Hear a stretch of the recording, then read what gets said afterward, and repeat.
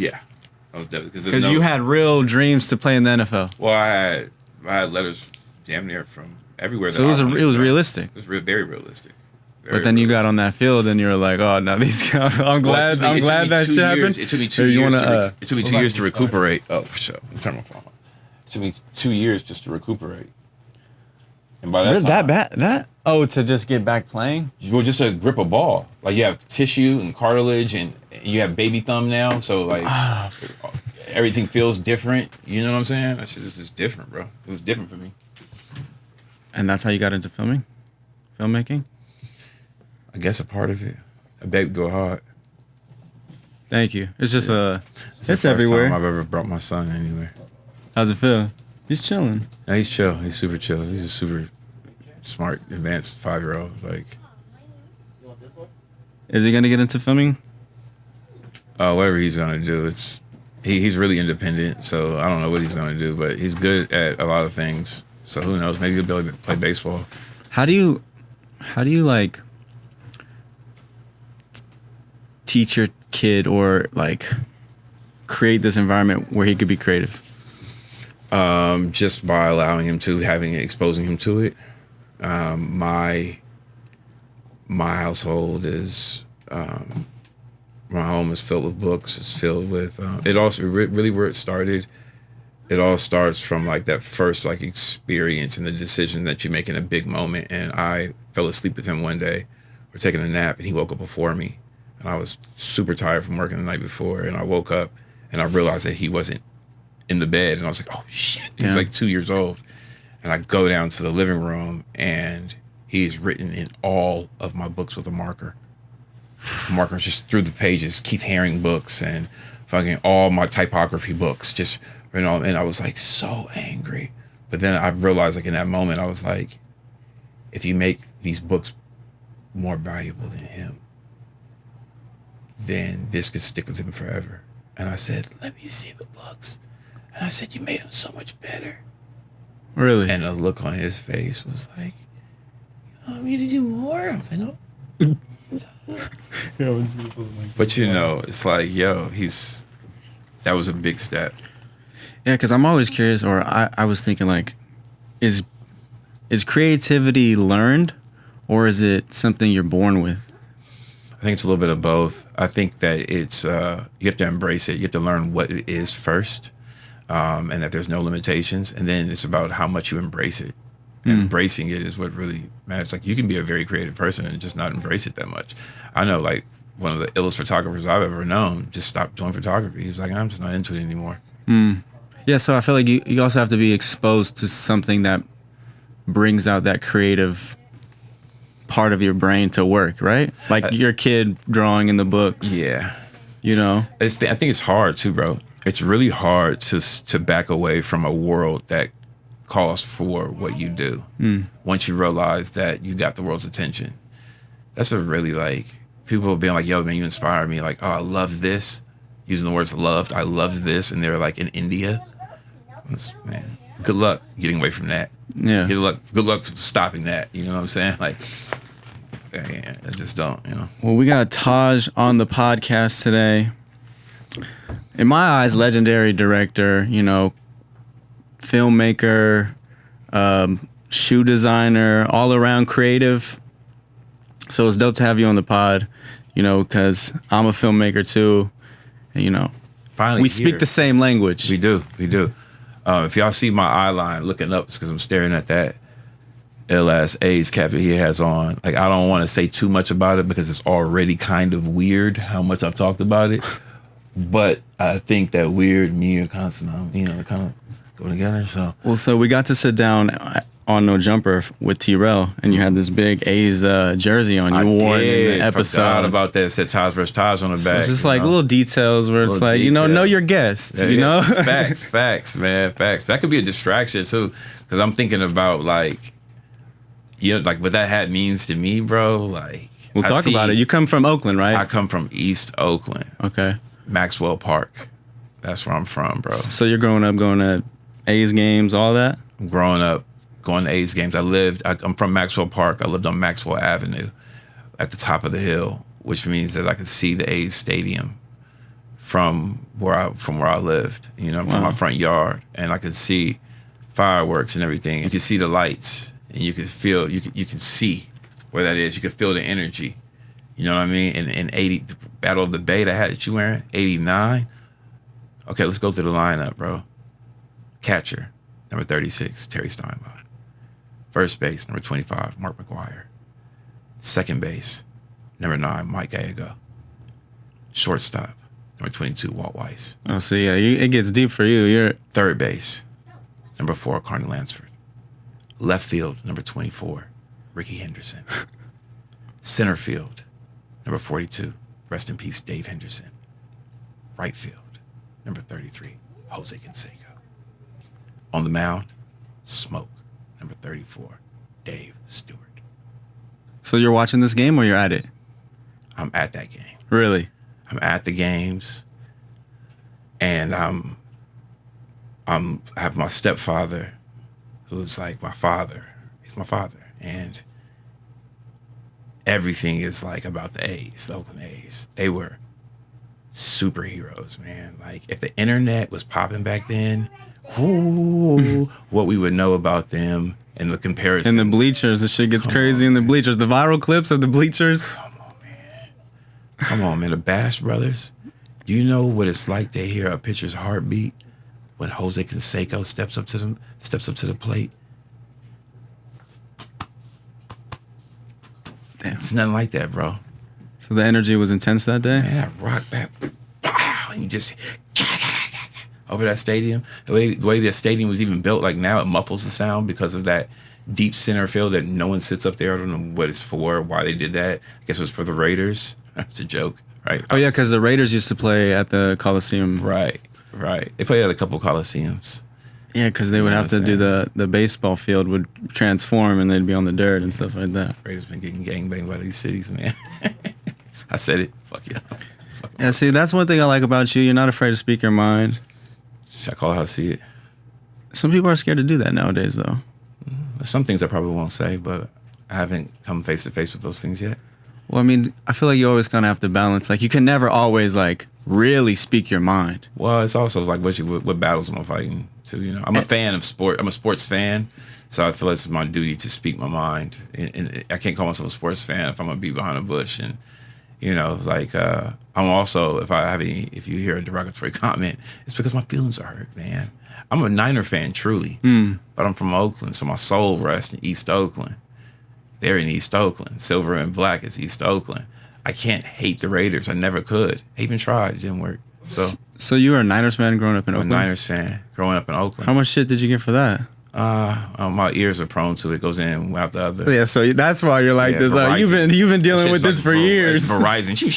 Did you say something about what? By the way, Super Bowls. Yeah, current ones was sort of 94. You know what I'm saying? When's the last time you guys even been to the play? Offs. That's right. A real sports fanatic. Yeah. So you're watching baseball. You're watching football. All types of shit like that. Baseball, football. But what I'm really paying attention to is I'm weeding out like the good players, the great players, and the superheroes. Because there are some Bo Jackson. That's a superhero. There's a reason why he lives like out in the woods somewhere. Okay, he is a superhero. How old were you at that game? I was. My first memory of any A's game was I was 8 years old. Wow. 1989. I was 8 years old, and the very first game that I ever went to was the Oakland A's versus the Kansas City Royals. And these guys were like superheroes in your eyes, like since day one type shit? Man, what? Wow. Seeing them stir ups. The ball game energy is different for sure. But it's just something about the A's, because the thing is that like we're not a rich team in terms of like money. Oh no, you get good deals out of Coliseum. We get good deals out of Coliseum. We build them up and then we can't keep them. You know what I'm saying? Yeah. But there's something romantic about that I think that is dope, and it really comes down to the sport of it. Like what we are good at. We're good at knowing talent when we see it, and then people see it after we see it, and they can pay for it. You know what I mean? But we know where they come from, and there's something to be said about that. And like, yeah, I know people are like, well, it doesn't equate to championships. I'm like, yeah, well, we got him when he was 15 pounds lighter, maybe. you know, and he couldn't see that curveball, that splitter as well as he could after he saw 400 or 500 of them, you know, during spring training with the Yankees, and you got fucking like, I don't know, Mariano Rivera pitching. You know, you get the best against the best. So if you're playing against the best, you'll become the best eventually. You know what I'm saying? Yeah. But there's the farm system is like, that's the root of it. Well, we used to go to River Cats games, and they used to go to the Sacramento River Cats. Yeah. So man. there was that farm league. We used to definitely. Shout out to the show, man. Shout out to the show. You know what I'm saying? Like, I play the show. It's a different feeling of Madden too. You know, it's a whole other thing to hit a bomb on somebody. Like, Oh, see, my brother was a baseball player. He was a catcher, and he would always play the MLB games. Like, those are pretty slept on. People say baseball's boring to go watch. To go watch, if you're not into the game, it's gonna be boring. Period. I can't get into soccer, man. But I also haven't been to a soccer match, so I can't rightfully say that I'm not into it because I haven't done all that it takes to test that theory. Yeah. Of not, you know, me not being into soccer. You have to go to a game to say you're not into soccer. You can't just watch it on TV. Yeah. You're this big right here, right? You gotta. A part of it is the people that are around it. That feeling them, that right. like the cheering, the energy, how loud they are. Come on, man. You know? But I did feel a little when I saw Cristiano Ronaldo kick the ball up in the air and then hit a backflip. And saucy. I was saucy. I was like, the moves. I was like, I think I made that noise. I think I made a Larry June noise. I was like, yo. I was like, yeah, that's some superstar shit. You know what I'm saying? I was like, I had to look up what his crib looked like. After that kick, I was like, Cristiano, however the fuck you spell it, Ronaldo home. And his home looked like that kick. So I was like, oh, superhero. Yeah, he's making bread. He's making bread. He's chipped up. He's chipped up. He don't even want to talk about Soccer it. players are saucy in general. I could like the uniform. They got the fresh cuts. And you notice there's not a lot of bald guys that play soccer? I did not notice that. They all have fresh cuts and hairlines. What is that about that? I don't know, but I was a little envious. You know what I'm saying? That's true, bro. Yeah, it's like, that's true. I didn't even peep that. What is it? A bald-head soccer player probably doesn't sell that many jerseys, huh? I mean, shit. You should come out with toupee. Baseball players, they wear the hats, football, helmet. The basketball players, or maybe they cover it with the headbands. I don't know. Maybe I'm just not observant, but I just correlate some soccer games, fresh-ass haircuts. Man, we all know who Deion Sanders is, though. That's true, too. He was a time traveler. I think that when the world ends, my questions are going to be like, I'm standing in line, God's like, you got 3 questions. I'm like, what's the deal with these superheroes in sports? Did you put an extra battery pack in there? You know, am I right? Is my theory right that there are superheroes, good players, great players, and then all the, you know, the NPCs. Yeah. You know, I didn't know what to say there. I just felt like I could get jumped by Doug Jennings or somebody, you know, if I showed them like, I was that 9-to-5 player. I got paid $265,000. Yeah, right. So could you say sports was like your first love, or where did the filmmaking love come into this whole story? Our memories is capturing moments to make the memories. And that's everything for me. And you can do that in a myriad of ways. So from graphic arts to photography to filmmaking to all the different genres within all those different things I just told you, all the different skill sets that I have, I found like a world of, it's like a playground where I could affect people and I could speak different languages, so to speak. So yeah. How early did you get into, that lane? I've been an artist, so I had a friend named Anthony Proctor, still my friend. I can't talk about him. He's dead. He's very well alive in East Oakland somewhere. Playboy, what's up? Shout out to you, bro. Anthony Proctor. Only person I know named Anthony. That is not Anthony. That's Anthony Proctor. And he was a lefty. He's a lefty. Did everything left-handed. My only left-handed friend. And he could draw you under the fucking table. Real quick, too, by looking. He just... And I realized that yes, it was a part of it was his skill set. It was in his blood. His uncle was drawing Robotech and shit like that. Yeah. You know what I mean? Like in his 50s, drawing perfect robot. The detail in that is fucking insane. Mm-hmm. But he's a lefty, bro, banging out like football players like it's nothing, doing different moves. I'm banging out the football player that's stiff like this. He looks like Bart Simpson's straight ahead 180, and he's banging out Theismans and all this other shit. So I'm like, oh, this is what happens when you tie in something that you are good at, right? But something that you want to celebrate and you want to commemorate, along with something else that you're good at. He was good at football as well. Okay. Very good at football. So and so are you, right? Yeah. And that's okay. You know what I mean? So looking at him, he's a little bit older than me too. It was like, that's all it takes is that spark. It's like, oh, we have two things in common, right? And I'm trying to get to his level in both. You know what I mean? It's always good to have friends that are better than you, more talented than you. Definitely. I mean, that's just kind of crazy to think, like, you know, it's stereotypical. It's like the jocks and then the artists, but then to have like people that play sports and also are on like the creative artist side, like I feel like that's pretty different. I mean, I was that dude that was, you know, literally in my yearbook. There's that photo of me in my senior yearbook, drawing some trees, I guess. I don't remember that, but it's photographed and it says, you know, the girl that was in my class, I can't remember her name, and Taj Stansberry, sit quietly and draw trees. And I do remember having these quiet, still life moments in my art class. I had an advanced art class, shout out to Miss Stern, and I would go out there and draw. And then after that, I put on a fucking helmet with a clear visor, go out there and throw for 300. Fuck. You know what I'm saying? Yeah. Easily. You know what I'm saying? Picking defenses apart. I just loved it. You know what I'm saying? I loved it. But I was, you know, my name is Taj, and there weren't that many Tajes growing up. There are a few, and there's many Tajes in the world, but it's not a super common name. And it's only 3 letters, so I kind of grew up with a complex too.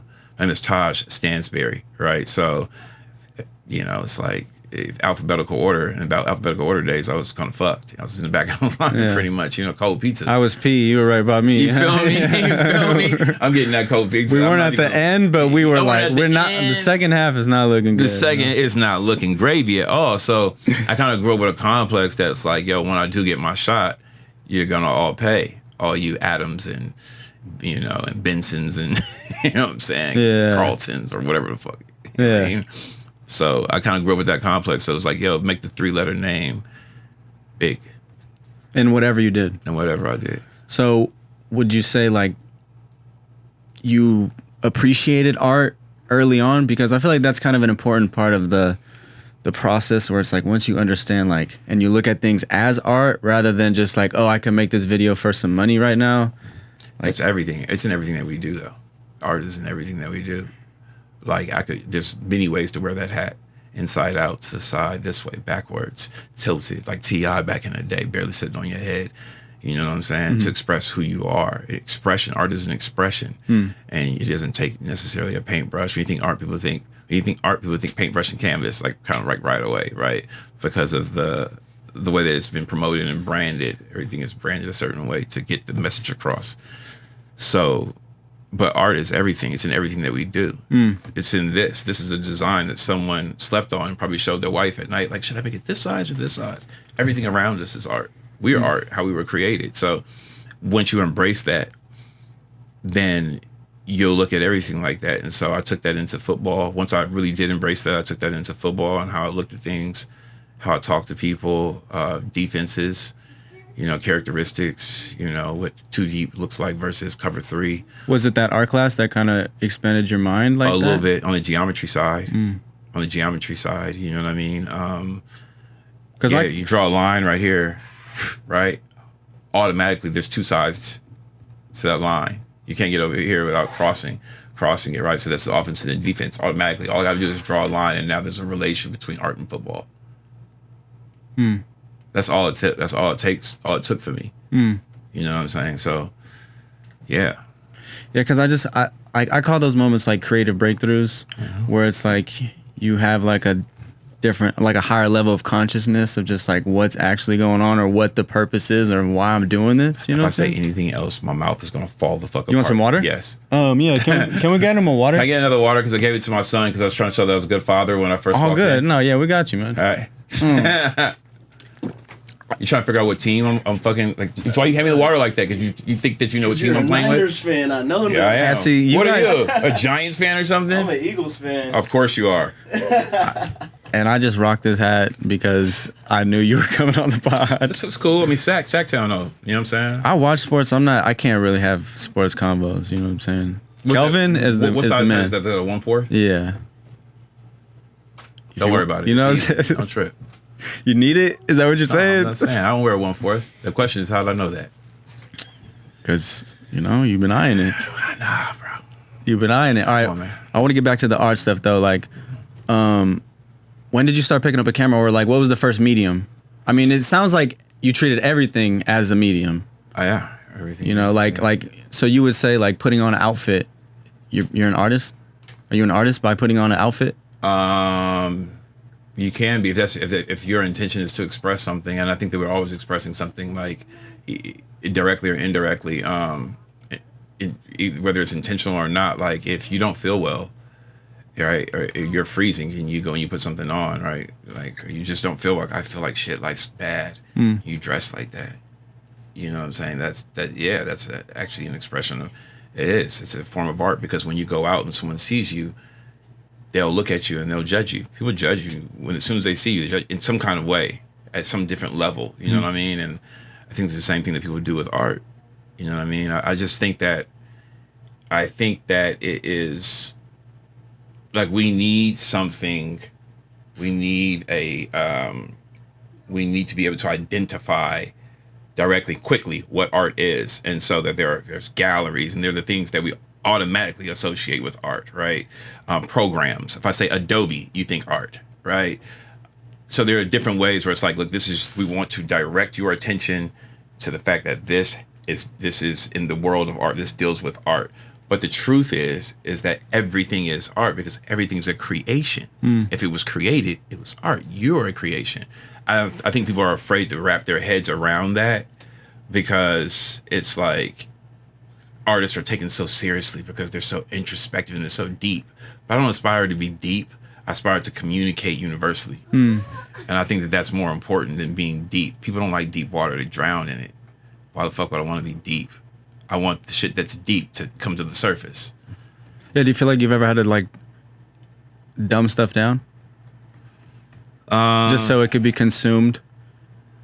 Yeah. If you ask me to give you an example, I've disassociated myself disassociated myself with that person that I was, but I don't remember when I did that. Like, you know what I mean? Like, that's something that I haven't done in a long time. I trust you guys. I trust who I'm speaking to, and if you don't get it now, it still resonates in some kind of way. You can be confused just because you can't explain it back to me or tell me exactly what it meant. It's not the fucking goal of it anyway. It's not a test. It's just a conversation, man. Yeah, well, I'm even speaking just in terms of like creating music videos, because you know it's a level of like I've dumbed art. it down for myself more than I've dumbed it down for other people because I was tired at some points in time, you know, and that's when I realized I needed to step back a little bit because I was like, yo, you have to be. What are you doing? If you're doing this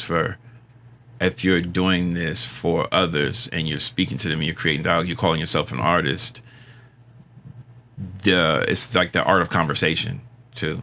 That's the first thing, right? And then what is the conversation based around? And then that's the actual piece.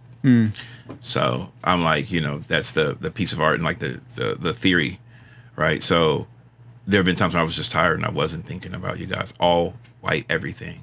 I've never done this before. I'm going to just say all white everything is a video that I did. Shout out to Eazy. I've done many videos with him, and I'm sure he'll forgive me for this if he even cares. But all white everything, I just put things in the video that were white. And then the worst part about it is there's a behind the scenes of that where I'm trying to explain it like it was more than that.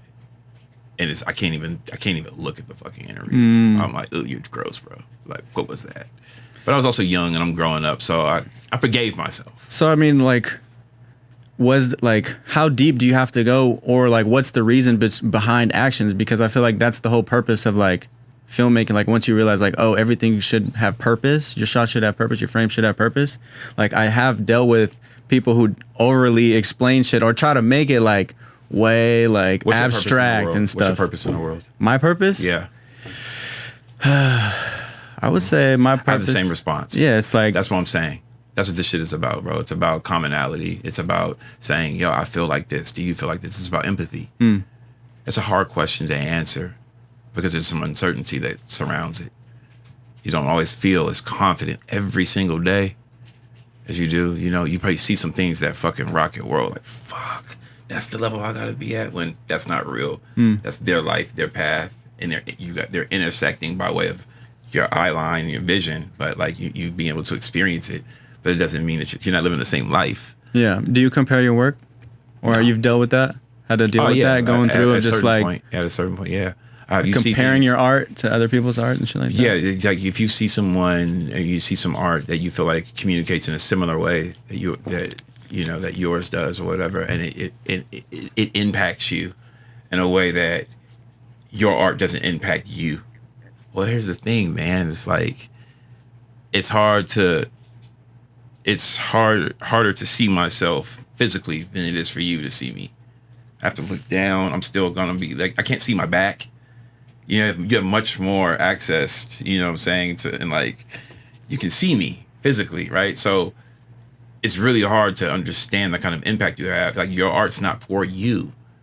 You may enjoy the process of making it, but you're making art for others, and it's a conversation that you are starting for others. And so when you see something and it hits you, that's because it was made for you too. The artist is also the audience. You're a part of the audience too. That's the best thing about this shit. It's like, it's the reason why we go to baseball games, right?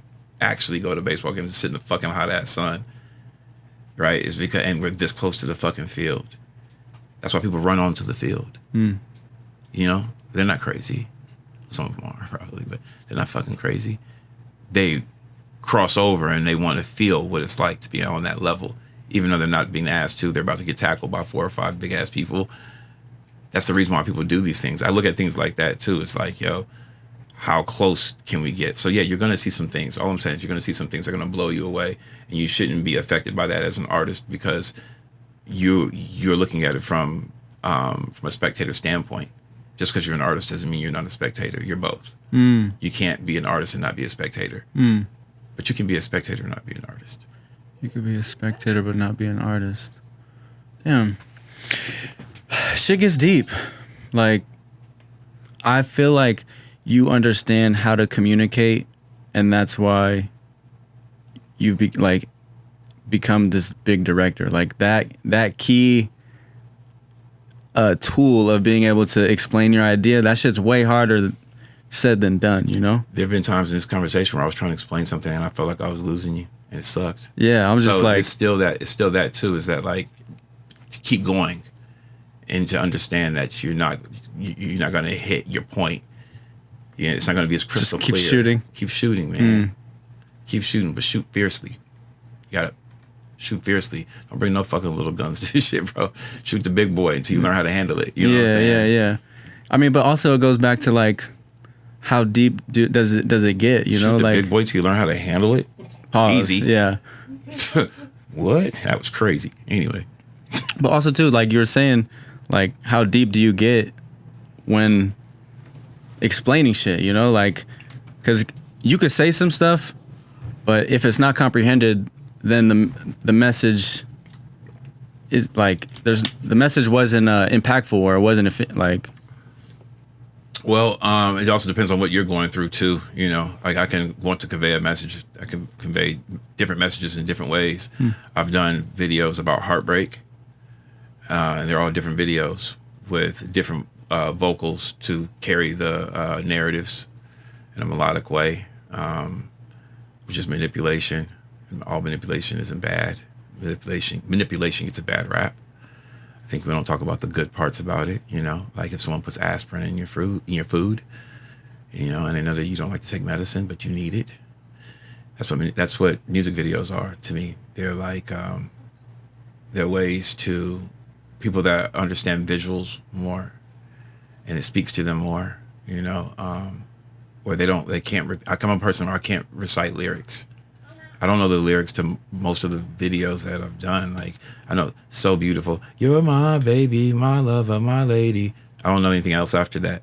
But I know that story is about me, and it's a true story. And I know that all of our stories have something in common, right? Yeah. And at the core of it, falling in love, right? Getting your heart broken, and then being in the middle, which to me is the worst, never feeling it. Never feeling it into the point of like your feelings atrophy. You know, it's like 3 different types of people. So which one are we going to attack? That's how I think about it. Like who do I want to talk to? I want to talk to the people that have had their hearts broken. it may look like the same story as the person that's, you know, fallen in love, but you have to fall in love to get your heart broken, right? Yeah. How hard is it to tell your own story in through other people's work though? You know, like I'm speaking like music videos. Like I know you create a whole bunch of different stuff, but in just strictly in terms of music videos, like do you have to feel that song to work on that video? I used to, but not anymore. Now I just need to be able to take something from it. Take something from it that I can. Something that blows your mind type of thing? Not to blow my mind. It could be anything. For example, a video that I just did, the last video I just did, it's not even out yet. It wasn't necessarily the song that I was in love with as much as it was what the artist wanted to convey in the video about the African American culture. And when I heard her say that, I was like, I got you. And that's what I'm going to explore, the varieties of ways that we are beautiful, you know, and coming together, and the distrust that's there too. A little bit of the ugly things that I don't go too deep into, but why don't we trust each other right away? Here are two prominent families about to be wed, about to come together, from the groom, the son in their family, one of the sons, and one of the daughters in the other. And they're both powerful, and still in the beginning there's this disdain and this kind of, you know, without even looking at the way we became prominent, the way that we became who we are is from being someone noble, and you know what I mean? Yeah. So there's an exploration there. Now how do you do that in 3 minutes? That's the key. That's the skill part. How you do it in 3 minutes? How you tell a story in 3 minutes? Yeah, because I feel like when you're creating treatments or ideas for videos, and you're kind of put in a box when there are these like, okay, this is the song, this is the feel of the song, this is what I want to convey, like for this visual. So it's like there's kind of parameters set on the creativity aspect, or like the purpose of shooting it. That's all. That's what they want you to think. There's not. You gotta remember why people are hiring you too. You know what I mean? Like fear will make people like take over situations. That someone will hire you and then take over the entire situation. And once they realize that it's too late to back out, the video is tomorrow. In a couple of days, they've hired you, but they realize in that moment that, oh my God, I hired you based off of other work, but I don't know what it's going to be like to work with you. And then all of a sudden, everything that you've done becomes really kind of like meaningless. Now that they've accepted the fact that, and they've embraced the fact that this is a unique experience. Every experience is. Once that sets in, my friend, that's a whole nother thing, right? So as the director, you have to be able to remind them while being respectful, but holding your ground, to be like, look, trust me, I got this. Trust me, I got this. Or can you give me a second to show you something? Right?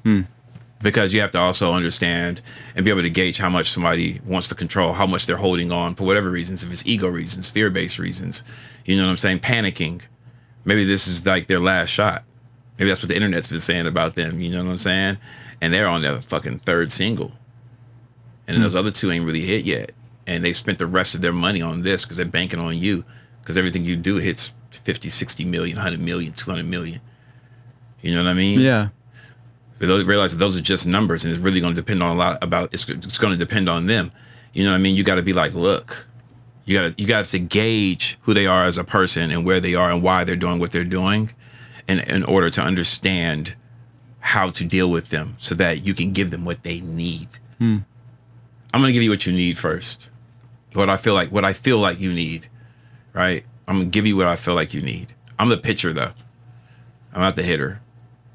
You know what I'm saying? You're the hitter as the artist. I'm the pitcher. I think people think it's the other way around. And it's like, no. It's like, no. Because Yeah, you would think it'd be the artist throwing the ball to the filmmaker. I have so many different things that I can do, though. How many pitches do I have? I have graphic arts. I have photography. I have an understanding of the language. I have my own understanding based on who I am, and I have the education, right? I have the experience. I have so many different tricks in my bag. I have all the different things that I can put in the foreground and add to that. I can combine these things. And those are all pitches. Come on, man, those are all pitches, and you're up there. You know what I'm saying? But here's the fucking twist in it, is that for the first time, we're on the same team. So I want you. I'm serving it up to you perfectly so that you can hit that bitch perfectly. Right? And what game is that? It's That's not baseball. Yeah, it's not a game. It's just playing with your friends outside type Man, what's shit. more beautiful than that? Yeah. I mean, I just feel like once you're at the level you're at, like dealing with those like not pressures, but like the egos like of high caliber artists and having to explain or like having to keep grasp of like creative control, it sounds mad overwhelming. Ego, eggs, all fragile. Nothing starts with EG seems they're all fragile and soft. You know what I'm saying? You just got to be able to get past it. You know what I'm saying? But like, it's just like, bro, it's all fear based, man. It's like you're hiding behind something. It's a mask. Yeah, but I'm sure you've had to deal with a lot of egos in the industry. I got to deal with a lot of egos. But once you like, it's a lot of it is like that first encounter. It's like impression, like it's that first impression, right? And what in the respect that you gain, like right away. You know what I'm saying? Do you back down? Do you cower? Do you? Okay. What about this? Oh, you don't like that? You didn't like that, or how you present it? Okay, so basically, okay, shit, I'm fucking up, or whatever it is, right? It's like, look, no, man. They're not. There's no here. There. I don't work for you. You know what I'm saying? I'm working with you? I'm working with you. And if I work for you, I'm working for you, not for you as my boss. I'm working for your success. Don't get this shit twisted, man. Don't waste my time. I'm not here to waste your time. I'm here for you. I'm here because I'm interested in seeing your growth. I want to be a part of it, your legacy. Either from what I think you're going to become, what I feel you're going to become. And that's a roller coaster in itself because I believe in something. So, I put some Big Sean. I shot my last. I heard that on another set. And I was like, what is that? That's Big Sean. I said, who's the commissioner? What label is he on? This is in 2011, bro. He only had one other video. It was called, I don't remember, but it was like about the spaceships. He spent all the money, his own money on this video. I can't remember the name of it. You know what I mean? Yeah. And it's a motivational song about following your dreams. I can't remember the name of the song. You don't know the name of the song. What about you, Kelvin? Was that on some Big Sean? Exactly. But you remember My Last with Chris Brown? Yeah. Right. So I did the research to find that other video once I heard this song, My Last, that was playing on the set. Now I happened to be on another Def Jam video when I heard that, which is the only reason why I even heard My Last before it came out. And I'm like, oh, that's Big Sean, but we already got a director for it. And I didn't even ask who the director was. No disrespect. If you're out there, I'm sure you've done this to other directors by now. It wasn't intentional, but I was like, that's me. You got to claim it too. There's like, we got another director, and I'm like, but that's the wrong director. This is me because this is my story too. Like my dreams sound like that. You know what I'm saying? There's this part where Chris Brown's like, where he just kind of like it's like here's the language I don't speak, like music. He crescendos. Oh, okay. What the fuck it's called, right? I won't dare say climax. Like, where he like, I don't know what it is, but like he peaked. Yo, you said it. But like he does this thing, right, where you can tell that I understood that moment by the way that it's shot. And it's in the sky, yeah, and then it's this cross dissolve, where you feel all these different emotions, right? And I can't explain it. It's some of the best things. The best compliment to me are the things you can't explain, even when they're things that you've done. But there's this moment, it's my favorite moment in the video. And I just love it when it comes up because it's like, it's exactly what it feels like to feel your success. And it'd be like, I knew I was fucking right about myself. But to be sad, you know what I'm saying? Yeah. It's like this whisper, cry, scream thing. Like, I knew I was right. Man, come on, man. And then you carry that. What kind of gas is that? Nigga, that's octane. That's 92. That's diesel. Yeah. You know what I'm saying? Like, don't come into this shit with no 87 bullshit, bro. You know what I'm saying? Like, you got to get gassed up. And I mean, that real gas is like knowing that your intentions were right, bro. You came into this shit. Like I saw Big Sean and I was like, that dude's going to be a fucking star, bro. Because he spent his own money on a video that took him like 9 months to shoot because he kept running out of money. He only spent 11 grand on the video. Wow. And when I heard that, I was like, he's fucking out of here. and the creativity in that video and the characters that he had in this video to tell this story, because he was trying to speak to everybody, maybe out of fear of, if I don't speak to everybody, I'll miss that part of the crowd that is really going to be my fan base. Yeah. That's a person that's always going to fucking make it in my mind. And then he's talented as fuck. Yeah. So he got a chip on his shoulder. If you don't got a chip on your shoulder, go away, man. Really? Yeah, fuck yeah, go away, bro. Because a chip on your shoulder is not a bad thing. He's like, get the chip off your shoulder. I'm like, fuck out of here. You don't even know that. You don't know what it means. You don't know how valuable it is. Well, what does it mean? It means you can polish it. You know what I'm saying? You can polish it. Who's a chip of what? Dirt? Or is it a fucking diamond? It could be chips of diamonds too. A chip of what? You got a chip of shit on your shoulder? Then you're shit. Well, I just feel like you're talking about confidence and being on set, remaining calm and all that. So, and then having like a chip on your shoulder, I feel like they're kind of completely opposite. Like if you're confident, you don't have a chip on your shoulder. Nah, I don't think that, because the world can not respond to you the right ways, right? Or put it this way, you can be successful from different people's standpoints, right? You can be successful. I'm successful in many different ways, but I still have the chip on my shoulder because there's still things that I want to do that I haven't figured out how to do yet. And a lot of it, sometimes in my head, is like, well, is the world not paying attention? Yeah. But every time, I always know that, like, okay, well, you know what? If everyone's sleeping in the house and you're the only one that's awake, then guess whose fucking responsibility it is to wake everyone up? Person who woke up first. The person that's awake. Yeah, because I feel like having that chip on your shoulder also, like, it motivates you, where and it doesn't let you become complacent in where you're at. Right. You always kind of, but also too, do people call that like imposter syndrome and shit, where it's like, you know, I kind of always have something to prove, or I'm not meant to be here? You ever like, imposter syndrome is something that I was like, you know what? The whole thing with imposter, it seems like it's something that it seems like you could drown in like 2 feet of water. That's what it feels like to me when I look at it, even like out of my peripheral, like without even investigating what imposter syndrome really is. I knew that it was drowning in 2 feet of water. And that is fucking not only embarrassing, but a waste of fucking time. Just stand up. You don't even need floaties. Yeah. What are you doing? Yeah. You know what I'm saying? Like, you're just flapping. And it's like, bro, just stand up. You're taller than that. Yeah. You know what I mean? Or if you fucking fall into 20 feet of water, the pressure, if you just kick a little bit, it'll send you back to the top. Like, you only drown because of what you believe. So I'm just like, it's just all about what you embrace. What you believe is stuff you can shove it up your ass, bro. It's what you embrace. And when you embrace something, there's action that shows that you believe it. That you truly believe it. So you should embrace the chip on your shoulder. Yeah. I see it. You should embrace it, and you just make sure that you're not just, it's a chip on your shoulder. I feel like you should keep it there. It should become a part of you. You know what I'm saying? It should become a part of you, not something you can take off when you want to, throw it at people. You know what I'm saying? Like, it's not that kind of, it should be something that becomes a part of you.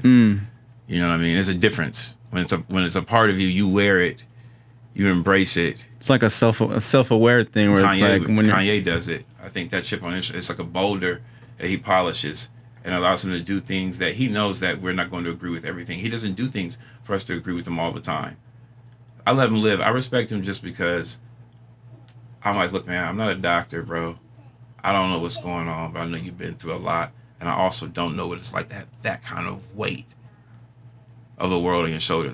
Most people don't. Yeah. 99.9 fucking repeating percent of people don't know. So shut the fuck up. You're entitled to have your opinions, what you think. But if you even dare think that you know, shut up. Okay? It doesn't make any sense. You don't know what it's like. Right? Just like no one, in all respect, no one knows what it's like to be you. How dare I tell you how to feel? You know what I'm saying? And this dude's like, yo, I want to put all the clothes off the hangers and put them on the floor. And he would just dig through them and shit. Like, you know what I'm saying? And I was like, what? Like, or put them in a barrel. I was like, that's stupid. Because this is when you've worked with Kanye? No, this is what I was thinking. Like, when he's doing the Gap thing, right?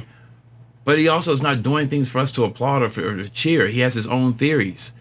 And you don't have time to explain that to everybody. I feel like he's at a different level. He knows he can make things that we like. Whenever he needs to do that, he does it. Every single time. I don't give a fuck what you think about him. As soon as he come back with that motherfucking banger, but you know it's Kanye right away, and it reminds you of 808 and the Heartbreaks or College Dropout, and it has all that. It has Triumph, or it sounds like Power. Power, bro? Get the fuck out of here, bro. He was like that. But what happens when you don't have those? Like, you run out. Like, if he has this chip on his shoulder, like, I feel like you could drive yourself mad trying to keep chasing that. Like, he could get, like, I feel like Kanye's a little lost in the sauce. You know what I'm saying? Like, it's like, at what point do you just be like, yeah, I did that? You know what I'm saying? I don't need to keep proving my shit. When was he not lost in the sauce? When you could relate? Nah, I mean, it was just like, I feel like he picks and chooses. He just plays people. You know what I'm saying? Like, I don't know. I know. He's got like. And neither does he. What is it even knowing though, bro? Yeah, we don't know. What is it that we're trying to understand about Kanye? Are we trying to? Why do we keep entertaining it? Let's ask that question. Well, because his art is amazing. People are fans of his music. That's good enough. I mean, Leonardo da Vinci did some things that you probably wouldn't even be aware of. If I put it in fucking Ross and put it in a corner somewhere, you'd walk right past it. You wouldn't even know it was da Vinci. I put a $2 tag on it. You know what I'm saying? Yeah. I could try to force it and you wouldn't even take it until that shit's in the fucking Louvre. Yeah. It's all perspective, man. And what do we really want to depend on him to teach us what art is? There's no yes or no to this shit. It's about movement. He's on some innovative shit. He's on some, I'm going to go to the moon, and if I die going there, well, guess what? We're all going to die anyway. So you might as well shoot for the fucking stars. And I don't care if you don't understand it, because this theory, someone does. There's someone that loves that shoulder pad. I'm going to call it that shoulder pad shit that he's doing. I don't fuck with it. It's not me, but I know it's somebody. So he ain't speaking to me, so fuck me. He's speaking to somebody, though, bro. Bro, I was in Africa, my G. I had only shot like 8 videos. I went to Africa with MTV, bro, and I went inside this kid's home, and he had photos of me everywhere. Wow. You know how that feels? And I'm thinking that I tricked them into bringing me there. Who do they think I am? That's when I had the imposter syndrome. How dare you, bro? Somebody that looks up to you. There's something special about you. Hurry up and embrace it, bro, so you can stop fucking wasting your own fucking time. You can enjoy this life shit. He had pictures of you? Yeah. And you're in Africa. I'm in Africa. I'm in Africa with MTV. MTV sent me out there for making the video. It's called Making the Video Africa 2007. And the whole time I'm out there, I feel like I'm the only person that shouldn't be out there. There's a different director in a different country inside the continent. I think it was like 6 different directors. Oh, it was like a TV series. It was a TV series. And I was in Nairobi, Kenya.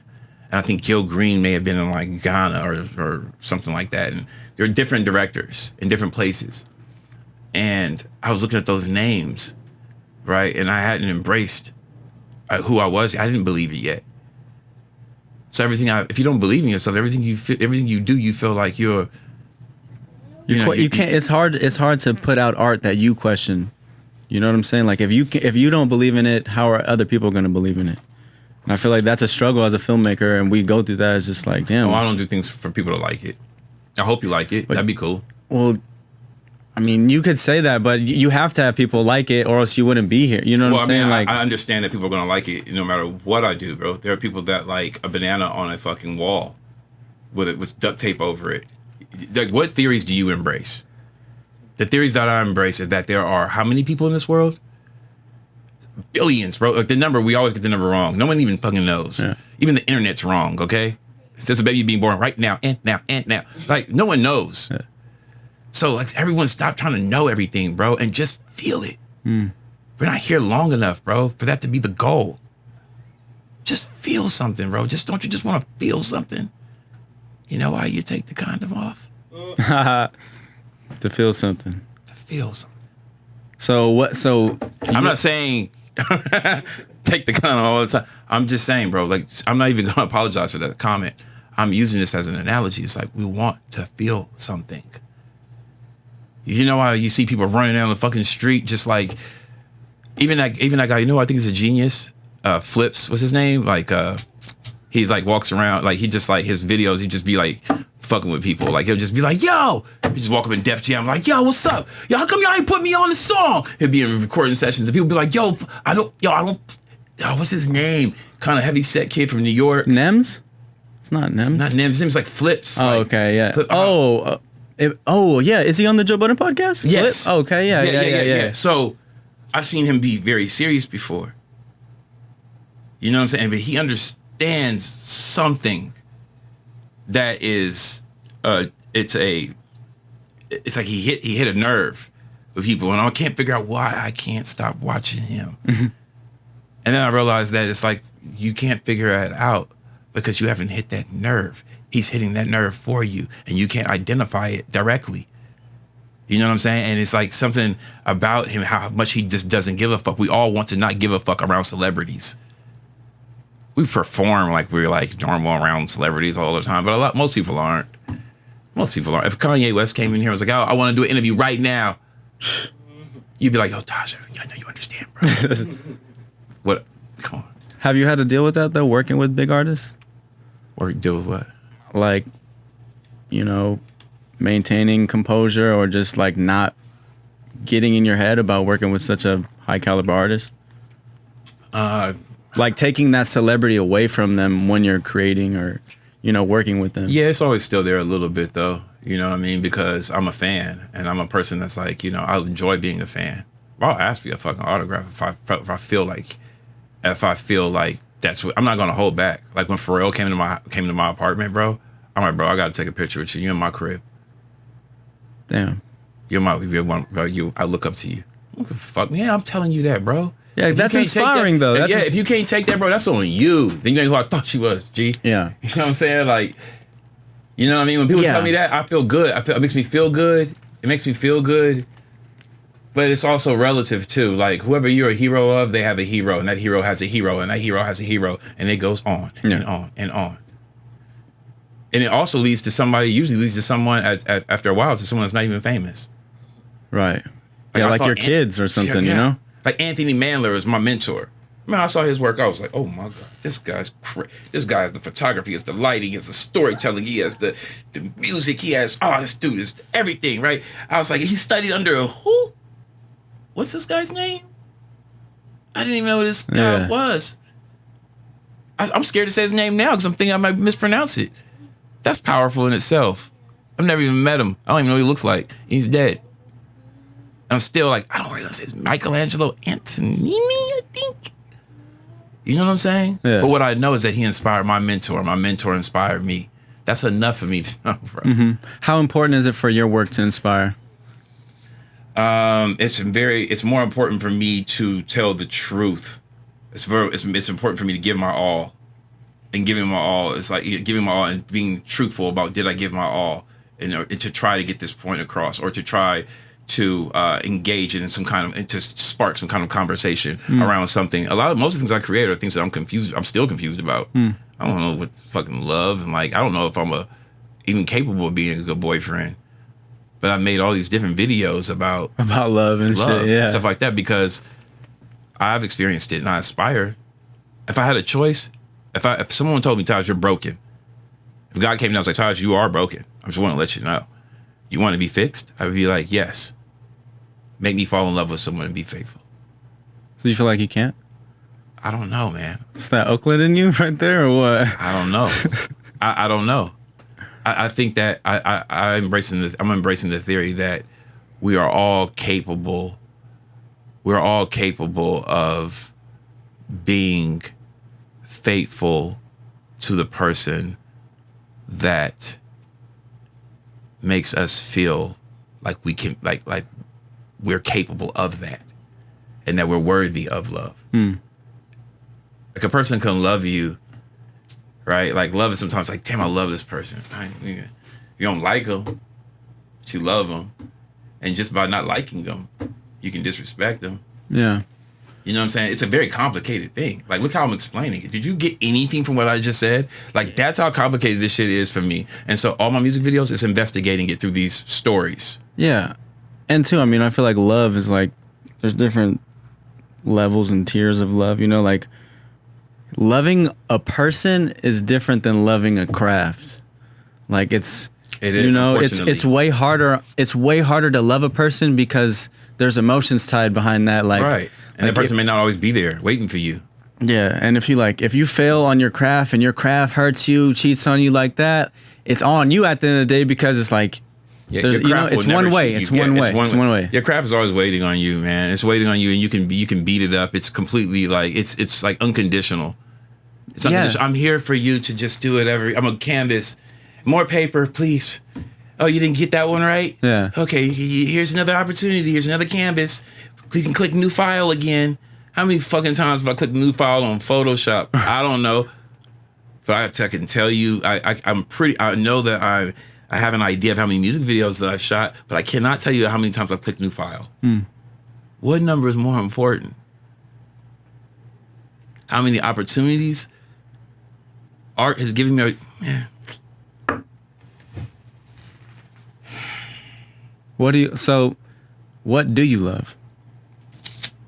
Opportunity, my son, like life, something that I know I can't make anything more beautiful than. Like I love him more than I love anything. So, and that's what also makes me a monster too, because I'm like, oh, I'll never make anything more beautiful than my son or my children. Yeah, that's the ultimate art piece. That's the ultimate. So now that I've gotten that out of the way, now I've answered that question. Now that I've embraced that art is creation in general, whether it comes from your nutsack. No, that's art. It's art. Paint a picture. It's art. You know? Yeah. You know? That comes from putting it down, bro. You know what I'm saying? Look at you look down like this. Don't be embarrassed. So I'm saying that like now that I've gotten out of the way and I've embraced that. Oh, and that's the truth, my friend. I'm a monster because now I don't have to worry about who cares about number two. Who cares about coming in second? You ever look at the face of the person that came in second? You remember who came in second? A lot of the times, no, you can't really remember. A lot of times, you remember who won the World Series. You can't remember who they played against. Yeah, I was just so I'm a monster now. I thought about second place as just like you're the first loser. You know what I'm saying? Like I'm competitive. You got to be competitive in this shit Speaking too. Speaking of competition, I'm on your ass, boy. Yeah, he's about to run Kelvin and Madden and shit. So. My bad. Show how much they look. I'm just stirring the pot right now. All right, but look, like, do you ever go through like creative fatigue or like blurriness and just like? I go through like mental fatigue. It's not creative fatigue. I go through like, my brain gets tired. So physically, if my brain is tired, then it's harder for me to compute, and it's harder for me to like, that's anybody though, but that's a physical thing. Get rest, drink water. There are things that you can do, for that. But like, I can be inspired. Like creative fatigue to me would be like, I'm not inspired by anything. That's a scary place to be. I've never been there before. Like all I got to do is go on my Instagram and go to my saved. I'm just kind of now discovering that. The saved things like that. And then you could organize them into different themes and stuff like that. Yeah. I'm a monster now. Yeah, because nowadays that we're able to get inspiration from literally everything, and the amount of just wild, like thought-provoking, crazy, artistic things we're able to consume on a daily basis. I think we have a hard time wrapping our heads around that. Like, how is art so accessible? How is something so beautiful so accessible? Stop asking the question and just be appreciative. Right? And now, if you want to give back, if you want to show how appreciative you are, then start giving things a chance. And start looking around you and have appreciation for everything. Don't just wipe the table down because you're not supposed to make a mess. Wipe the table down because someone designed this, bro. That's some next level, deeper thinking. People like to be deeper? Superficial. If you can think that, if you embrace that it's deeper, then it'll be harder for you to swim to make it a surface level thing. Like a surface level thing is you putting on your fucking clothes every day. Well, right? But am I an artist though? Like, is that art? I mean, it depends on what your intentions are. Like, because for me personally, I've talked about this with my friends, and I was like, they try to say, creating an outfit, you're an artist by creating outfit, and I feel like you're not an artist. You created art. Being an artist is intention. Okay. Creating art is something that it just happens in general because it's the process of creation. So creating anything. So you can put on an outfit and it'd be a bummy outfit or whatever it is, right? And you still create. Yeah, it's still going to affect people. It's still art. But there's no intention there. Or maybe there is. Or maybe there is. But okay, so that's the different factor and how you look at it. Because I'm thinking if you're creating art, you're automatically an artist. No. Or being an That's artist. interesting. Being an artist, I think there's intention there, and there's something to be said about being an artist, and it's something that you claim. Yeah, in my mind, I kind of I organize it Now different. when I get on, there's a reason why I have more things that I haven't put out than I have. Because you're an artist. Because I'm an artist, and I feel like some of these things don't resonate, and I've had the experience of putting things out where I was like, oh, well, let's just see what happens. Where I didn't feel it, and I didn't feel like I had hit the mark. Whatever that mark is, that doesn't, you know what I'm saying? It's always about 90. Even at its sharpest, it's like 99%. It's never 100%. But that's that dance. That makes your shit feel good. That's the danger in being an artist too. Yeah, I mean, you know, like comedians. Ooh, people be like, "Yo, sometimes Tosh, you should really get up on stage and try to be a comedian." I'm like, heavens no. Yeah. All the people that told me that I was funny and now I'm going to get up on stage and bomb for the first time, how will I ever think that I'm funny again? Yeah. I may walk up to the stage and never say anything funny again. Yeah, that's one of those ones where people think they could just, oh yeah, I'm funny, let me go. Because I do a podcast with comedians, they're here weekly, and I just see them talk, and you know, they got it. Like, they're the perfect podcasters. Like, Thanks a fucking lot.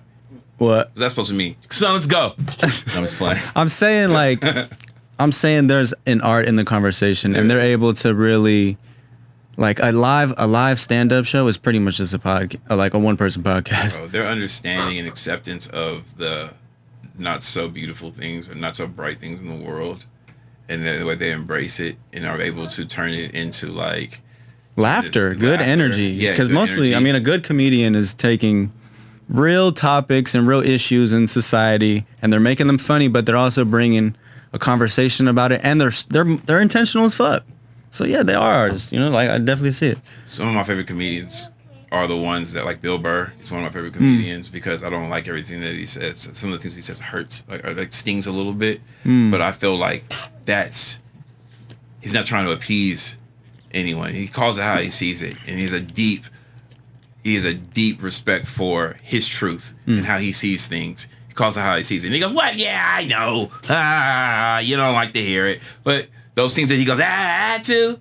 And that little silence you hear and a little ooh. I'd be that uncomfortable, real shit. Yeah. There's a lot of fear there too. Yeah. Right? Because really a lot of those, half of those people kind of feel the same way. It's just looking around like, but it's not their responsibility, right? To be Bill Burr and to say these things. So it's safer to just agree, Yeah. on the low, but boo with everyone else. So I can still fit in. You know what I mean? Yeah. Oh man, the crowds at these comedy shows, man. I'm like, oh, you guys. So that's who gets exposed a lot. I feel like, not the comedian.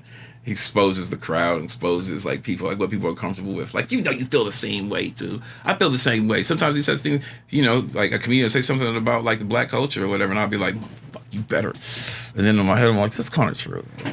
It's not even kind of true. I'm still even giving you half the credit. That's pretty fucking true. You know what I'm saying? It's like the things you don't want to embrace, bro. Like, you know what it is, bro? It sucks to live in a world where we want to be accepted. I want you to like me. I really do, man. If I had it my way, I guess, I would make it so that everybody liked me, right? I would test that feeling out. Everyone loves you. That's kind of the reason why we all come on. Like, Yeah.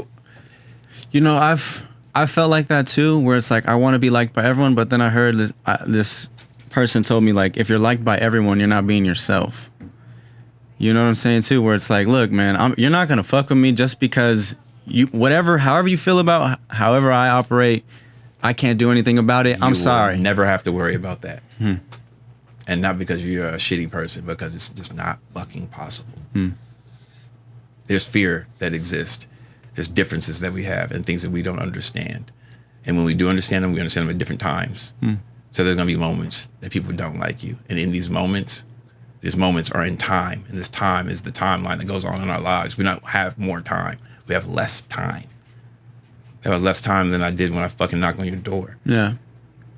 Yeah, that's just you know what I'm saying? So it's like, in the amount of time that I have, man, like, you know what I mean? trying to get shit done. Trying to get shit done. And along the way, I do that column of people that like me or people that I affected in a positive way. I like to take a peek You know, I Yeah. think that's the thing about Instagram too. Like, there's this one person. I'm gonna just be straight up. Bro. There's this one person that I admire so much, and I used to think it was because I wanted to, like, you know, smash or something like that. That's what I thought at first. Right, that's what I thought, and then I kind of looked around me at the kind of people that she dated and stuff like that, and I was like, okay, do they just want to smash too? Which is like not super like ridiculous because it's like you don't even know them, so what does that even fucking matter? Yeah. Where I had to refocus my attention in different ways on this person, Yeah. to figure out what it is about this person, and I cannot figure out what it is about this person, but I will say this: I know that she has muted me on Instagram for whatever reason. I don't talk about her or anything like that, but the fact that all I talk about is art and all I put out is art. There's this one person. I've talked to billions. I have one video has billions of views, so I've talked to billions of people. Yeah. And there's this one person that doesn't get to see my progress by choice. It fucking I was like, that eats you up. Or what? sucks. Yeah, you know what I'm saying? And I don't want to convince this person by way of being like, hey, you should da-da-da-da. You know what I'm saying? Like, or did you mute me? And obviously, you know what muted looks like. You know what I'm saying?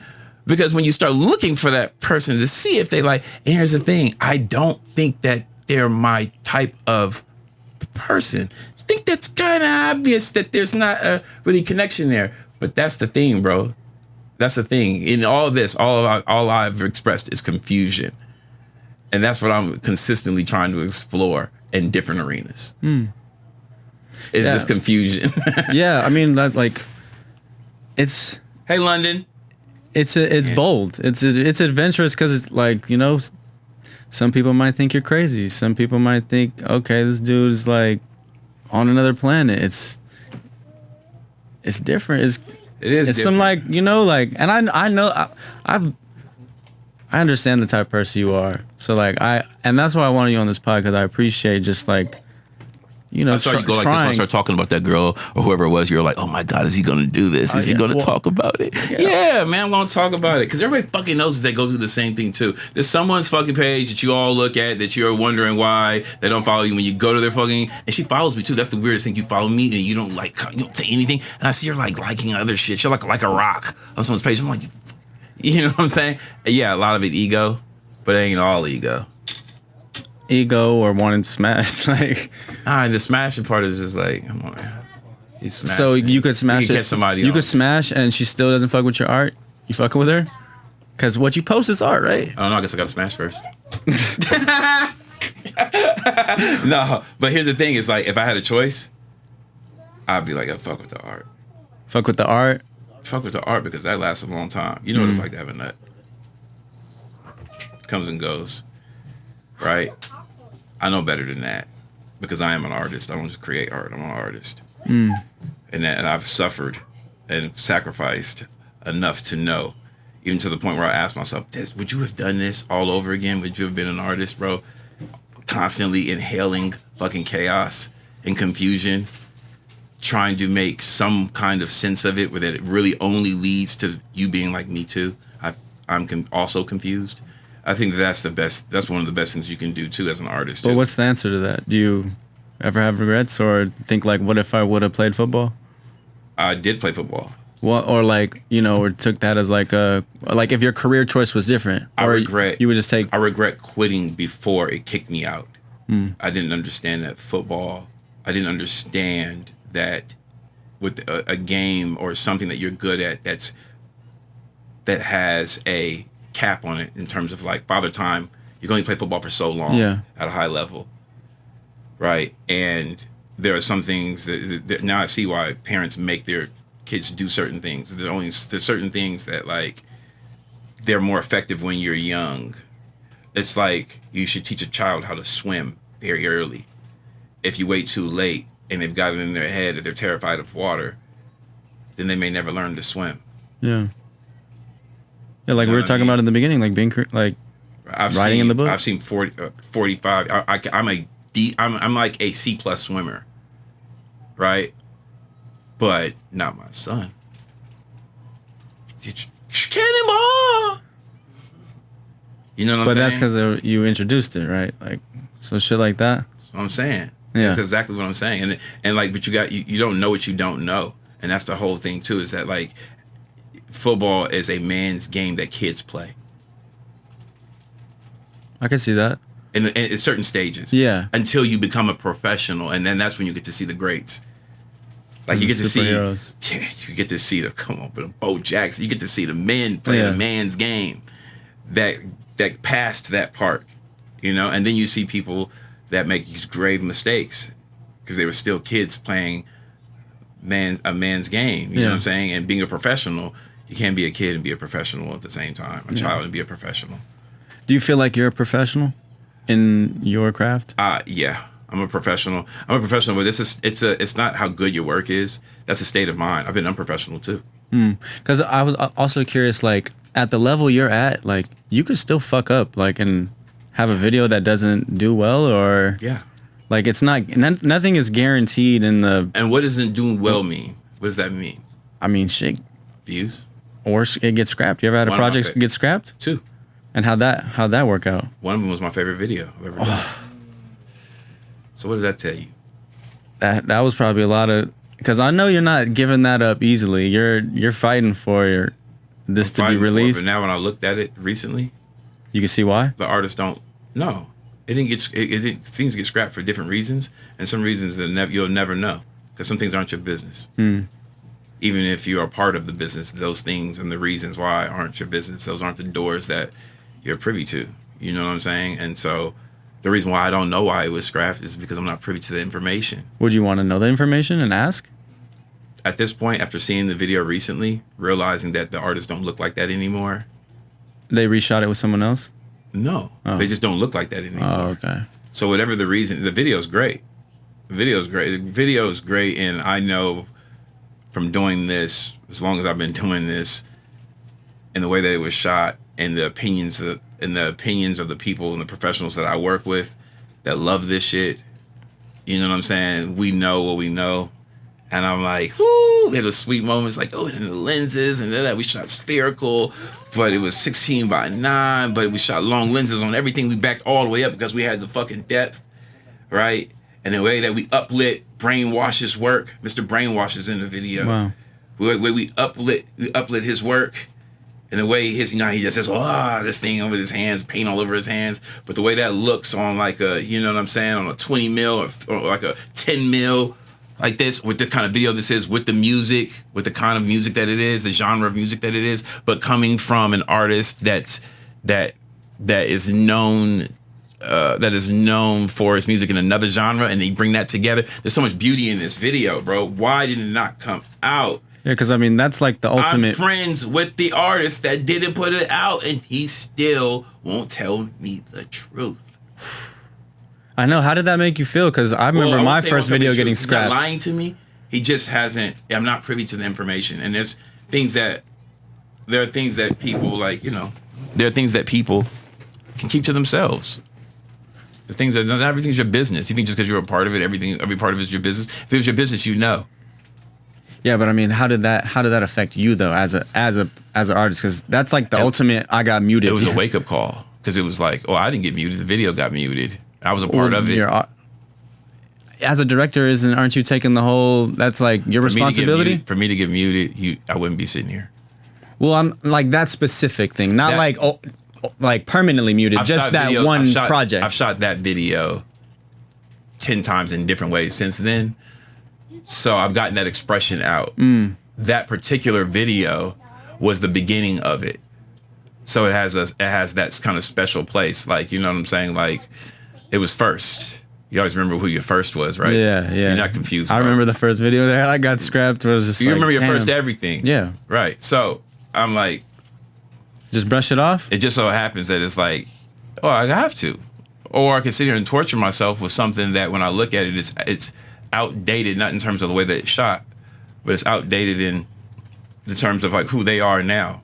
We grow up with people, not to look back on something. We look back on something because it's nostalgic. but you don't want to look back on something that you've never seen before. Yeah. You're just looking at something that feels like it was like lost tapes. That's why lost tapes are so special. This isn't lost. Okay, this isn't like the physical era where something just gets lost. Like, it's there. There's only so many people that can talk about it because you had to be there to even know it existed. Right. So I get it. What I'm saying? Yeah, where it's like, all right. Yeah, it's just one of those things where I'm like this. What it did, though, it let me know something. On a business level, it's like, look, you are directing these videos, but you don't own them. So if you really, really, really care, maybe you shouldn't take maybe you should start presenting something where it's not money up front, where it's not a work for hire situation. Maybe you don't take the money up front. Maybe you negotiate something where it's a little bit of money up front, but you want some ownership of it, so you can make some decisions. I'm headed in that direction. Do they organize deals like that? I'm sure they have, and whoever is receiving deals like that, I'm sure they're not like screaming to the world like, "Hey, I succeeded at that." Yeah, because soon people will catch on. Early bird gets the worm. So but it's something that I'm thinking about now. Like, why don't music video directors get royalties or come up with the treatments? Yeah. Why when I post a video on Instagram and they take it down? Do you know how that fucking infuriates me? Or it's been copyrighted by the label. Yeah. And basically they're just saying, like, to me it reads like this: this is not your video, it's not your idea, you don't own any of it. When I know it's a legality thing and they don't know who I am, it's just generated.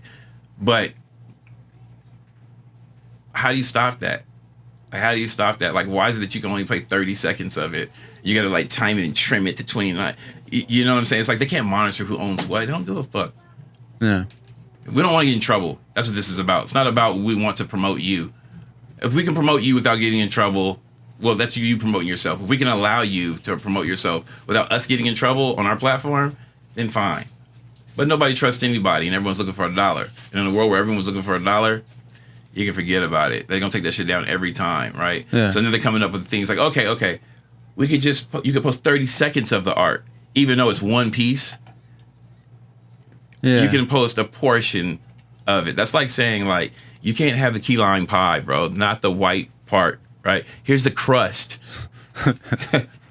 How was the key? And then asking you, how was the key lime pie? The fuck? How am I supposed to know? I didn't get any. All I got was the crust. Like, you know what I'm saying? So I'm just like, bro, like, you got to put yourself in different positions.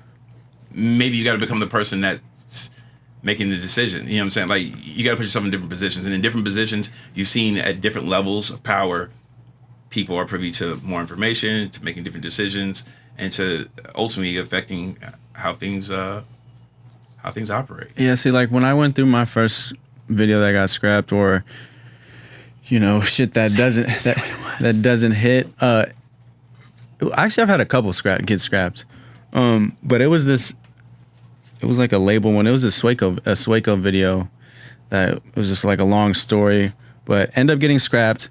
And I'm just like, damn, like I'm kind of tired of making other people's shit. Like, I don't want anyone to ever have that power over what I'm creating or what I'm helping create. You know what I'm saying? So it kind of like put the battery in I mean, I've already been doing it, but like that's what kind of helped motivates doing the podcast and doing the YouTube and, making my own content, my own video content, my own art. So no one can tell me, hey, this is not the vision we are going for. I hope they took accountability too, though. It's a collaboration. Yeah, they did. It was. It still hurts though. It was just poor communication and just a weird time thing. Like the label wasn't believing in the song, and then it just started like after we shot it, or a week before, or a couple. I don't know. It blows up. It's getting mad, like it's going mad viral all over the place. So it was just like a weird time thing. I had a video get scrapped, and sometimes I feel like things are just like fate too. And it's just the universe, and just the energy you put in something. Like I put at the time, my girlfriend in a video. It made her the star of the video. The vixen? Did you pay her? Yeah. Well, I don't even remember if we did. I'm sure that we probably did if I was trying to stun or whoever. I was in my 20s. Yeah. And we're still, I guess you could say, friends to this day. But I put her in a video, and that video got scrapped, and not because of her. It was because of something else, right? but there needs to be a reason, a physical reason for something to happen, a cause and effect, right? Yeah. Something that we can put into the we can fill in that X. Yeah. Like, this is why the video got scrapped. It says it right here in the email. But there's also something that I believe in too, that I think it's safe to believe in and smart to believe in, and that's just the karma and like just the universe, the way the universe works. Like, I got spanked because I was destined to be an artist, but you have to go through those trials. And if you look, I'm going to deem you an artist. I'm going to put you on the front line, but you're going to have to know what it's like to get shot. And, and then you're going to have to realize that it was self-inflicted, because why did you put her in the video? Was this about the artist? Was this about the people that are watching it? Or was this primarily about you showing this girl you're still trying to impress that you can do anything? Like, what was this connected to? Was this connected to your ego? Yeah. Right? And you're going to wonder why. Well, you got caught. You got caught trying to sneak through. You pay your fare, bro. Yeah. Like, you know what I'm saying? And you got caught. Mm-hmm. You know what I'm saying? And you never notice people get caught doing something hella embarrassing, bro. That's when they put like the covers over their heads. And you know who they are. You know their name is out there. We're gonna know. We know what you look like, bro. Your face is everywhere, and they still cover up. It's because it's the shame. Yeah. It's the shame. Yeah. You know what I'm saying? And that's what happened with this video. It was Dream, Sweat It Out. Wow. Sweat it out, sweat it out. I still listen to the song. It's a great song. Now, the reason it was like, oh, we want you to put sweat on the screen or something like that, I don't even know if I made that shit up in my head. I don't even know if that's what was said. I don't know. So long ago. But I know that you can lie to yourself for so much. Like, you make things up, especially when you're young and scared, that like, I don't even know. I think maybe it just wasn't a great video. Maybe it was that. But it wasn't her fault. It was my fault. But look who had to pay for it. Like, she has to know that she was in a video that didn't come out. And I don't know exactly how she feels about that. Who wants to talk about that uncomfortable subject over and over and over again? Yeah. Right? Yeah, because then it's like... But now I know. But in her head, she's probably thinking like, "Oh, what? Like, was I the reason?" And then you got to explain that, and it's a whole. Who knows what she was dealing with before? Yeah. It just amounts and amounts and amounts. We never know, bro. All the variables. You know what I'm saying? So you gotta be really careful. That's why it's so important to be honest on what you're doing, your intentions, and like talking to yourself. The first person you should have a meeting with when you collaborate with someone is yourself, and ask yourself like, why do you want to work with this artist? It's okay to have career goals. Well, yeah, it's a good look to have Cardi B on here, right? But with this song, and some things can be purely visual. I'm going to push the visual line this way. I'm going to shoot the dopest or cinematic. I want to bring back the feeling of Hype Williams. It's okay to say that. He deserves it. You know what I'm saying? Yeah. I'm going to bring back the feeling of the 90s, the Hype Williams shit. You ever notice that every video that's shot on a boat doesn't look anything like Big Pimpin'? Yeah, I mean, right? It's not because of that boat was the illest boat ever. What are you talking about? That Drake's 21 Savage video? Which one are you talking about, huh? I don't even know what that is, but I know it's not Big Pimpin'. They were filming on a boat, but yeah, it was the latest one. Was it Big Pimpin'? No. Yeah, okay. So. All right, so wait, how do you feel about like the current space of just music videos and just video creation? Because everyone kind of feels like they're a video creator, or everyone is now with their cell phone in their pocket. Like, everyone can just make shit. Yeah, I mean, video is what it is physically. You know, creating videos. It's a once we experience it, and it has edits or no edits or whatever. It's a video once we can experience it, right? So, a music video has music and video. They simplified that for us. So, I mean, yeah, you can make it, but it all comes down to intention. And legacy, you know what I'm saying, and how people talk about you. No one can be ranked number one. It's all arguable, right? Like my favorite director right now, can't remember her name. She just did this video for Doja Cat, and I was like, who the fuck did this? Eehee. Fucking dope. I haven't seen any other videos she's did. I think her name was Tunia, whoever you are, wherever you are. That Doja Cat shit is fire. And I did not know Doja Cat was that bad. Sheesh. Where have I been? Under a rock. Well, people are saying she looks a little different now, but I don't know. In that video, she looked good in a motherfucker. You know what I'm saying? And not only looks good, but she's talented. She's talented. Her performance is very, very good. She's like she's wearing it. Yeah. Like, you know what I'm saying? And who had to really step up to the plate were the cast around her. Yeah, because as the director, it's your job to bring that out of the artist. Or what is like the main goal as the? Well, it depends on who you're working with. Sometimes it's like, well, yeah, it's to bring something out of an artist, but sometimes that means there's different ways to do it. Sometimes it means just staying out of the way. Sometimes it means yelling at G-Eazy. Sometimes it means scheduling something at 3 o'clock in the morning when you could have scheduled it at 7 p.m. because you heard that he gets frustrated late at night. So you schedule that on purpose. You know what I'm saying? And so you don't do it directly, because if you do it directly, then that's just corny. And it's like, nah, I got you. I don't understand what you're doing. But that's what I did with him and me myself, and I. You know, I overheard that. And so last minute, I was like, we didn't make up an excuse. Whatever. We have to do the performance with him in the bathroom. There's 4 of him. So there's frustration? We're going to do that. Yeah, you can hear it in his voice. He can say that he was just acting, but you can hear it in his voice. There's nothing to compare it to if I would have done it the other way. So that was your way of bringing that out of him? Who the fuck wants to do anything at 3 o'clock in the morning on day 2? And you have to be 4 different people. And I'm talking to you really fast. And I'm frustrated because it's 3 o'clock in the morning. I'm the one who made this decision. That doesn't change how I feel at 3 o'clock in the morning, though. And I know that. That's the truth about me. That's the truth about him. It's the truth about most of us. It's not that deep all the time to get something that feels deep. You know what I'm saying? Yeah. I mean, do you feel like that's doing the most? It's better than doing the least. Yeah. Well, I'll do the most before I do the least, G. I feel like going, like, you're, like... Ooh, what would you want someone telling you, bro? Like, yo, you're doing the most. They're like, yo, you're doing the least. Like, yeah. You're doing the least is such a shitty feeling. Like, you're doing the least. It doesn't have to be that, black and white.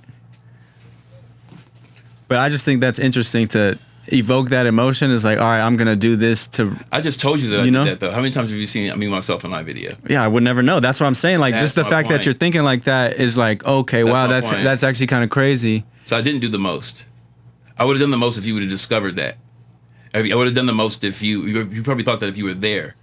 I feel like you telling me that, I can make that, oh, he's doing the most. But yeah, of course, if you have another reason why we're shooting at 3, then I don't know you're doing the most. Like, I maybe just robbed you a little bit right now. But luckily, I know that you've seen that video, so you've had enough experiences with it. But for the sake of this podcast, I'm dissecting it so that you understand that the manipulation there is important, and that I don't care if you think I'm doing the most. Yeah, that's like next level type of thing. You know what I'm saying? Like, what would you say to people who are like, okay, you could bring that emotion out at 4 o'clock, on this, you know what I'm saying? I just look at the opposite side of it. If I was worried about, like, people don't think I'm doing the most, if I was worried about that even a little bit, that could change my decisions, which could change the whole scope of the video. Which could change how he's looked at in that video, which could change how he's looked at in the next video, which could change. That's what dominoes are about. You see one domino falls, no big deal.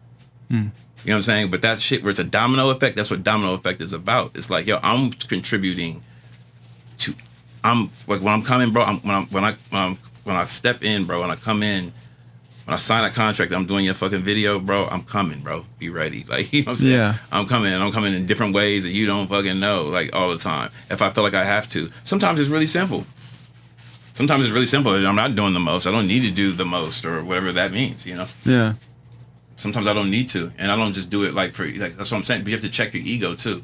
There are things that you have to gauge, you have to check. And I check everything. I'm like, is this an ego thing? Why do you feel like that?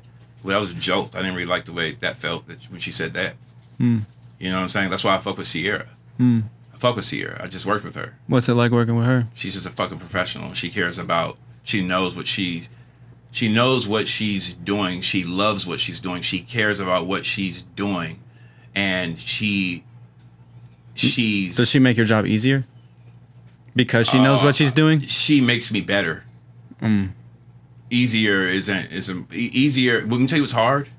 When you make my job hard and I don't feel like the project's better.